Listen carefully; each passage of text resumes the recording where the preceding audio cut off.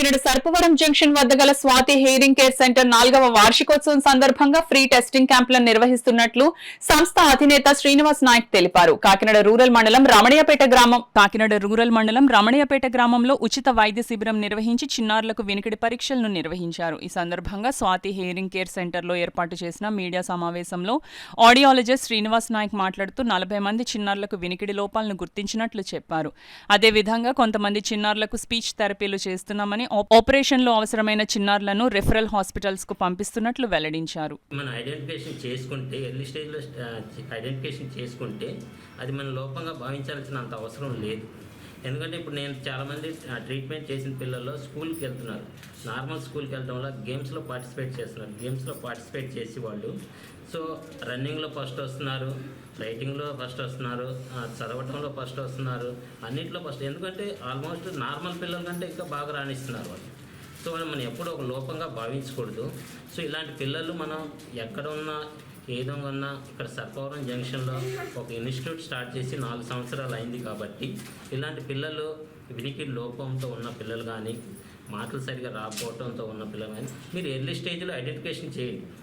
Identification చేసి ఏమన్నా చిన్న ప్రాబ్లం ఎందుకు వినట్లేదు, తక్కువ వినికిడి లోపం ఉందంటే వాళ్ళు మిషన్ ద్వారా లేదంటే స్పీచ్ థెరపీ ద్వారా మనం రికవర్ చేయవచ్చు. లేదు కొంచెం ఎక్కువ ప్రాబ్లం ఉందంటే వాళ్ళకి దానికి తగ్గ ట్రీట్మెంట్ ఉంది. ఆపరేషన్ అనేది ఒకటి ఉంది.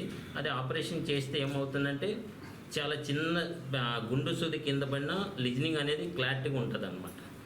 అలాంటి ట్రీట్మెంట్ మన దగ్గర ఉంది. ఇలాంటి పిల్లలు ఎవరన్నా ఉంటే సజెస్ట్ చేయవలసిందిగా కోరుతున్నా. ఎవరన్నా పేరెంట్స్ ఎర్లీ స్టేజ్లో ఐడెంటిఫికేషన్ చేయండి. లేట్ చేస్తే ఏంటంటే చాలా కొంతమంది పేరెంట్స్ అంటే వాళ్ళ తాతకు రాలేదు, వాళ్ళ నాన్నకు రాలేదు, అందువల్ల లేట్గా ఉందని చాలామంది డిలే చేస్తున్నారు. కానీ అప్పుడు జనరేషన్ వేరు, ఇప్పుడు జనరేషన్ వేరు. అంటే జనరేషన్ తగ్గట్టుగా మన ఇప్పుడు ఫుడ్ కల్చర్ మారింది, నెక్స్ట్ చాలా కల్చర్ అనేది మారింది. దాని తగ్గట్టుగానే మనం కూడా ఎర్లీగా ఐడెంటిఫికేషన్ చేసుకోవాలి. మా బాబుకి పుట్టుకతోనే వినికిడి లోపం ఉందని చెప్పారండి. టెస్ట్ కోసం తీసుకెళ్తే ఇలా చెప్పారండి, వినిపించట్లేదు, అందుకే మాటలు రాలేదని చెప్పారండి. మా ఫ్రెండ్ మోషమి గారి ద్వారా సార్ని కలిసామండి. ఆయన అంతా అర్థమయ్యేలా చెప్పి ఈ అబ్బాయికి ఆపరేషన్ పడుతుంది అని చెప్పారండి. ఆపరేషన్ పడుతుంది, దీనికి మీరేం భయపడక్కర్లేదు, ఆరోగ్యశ్రీ ద్వారా అవుతుందని చెప్పారండి. టెస్టులు గట్రా ఆయనే పంపించారండి. మంగళగిరి ఎన్ఆర్ఐ హాస్పిటల్లో ఆరోగ్యశ్రీ ద్వారా చేశారండి. మా బాబుకి ఆపరేషన్ సక్సెస్ అయ్యిందని చెప్పారండి. స్పీచ్ థెరపీకి పంపమని చెప్పారండి. Speech therapy ఇప్పించుకుంటున్నాం. 10 lakhs వచ్చిందమ్మా, పడిందని చెప్పారండి. ఆరోగ్యశ్రీ వ్యవసాయం పని చేస్తాం.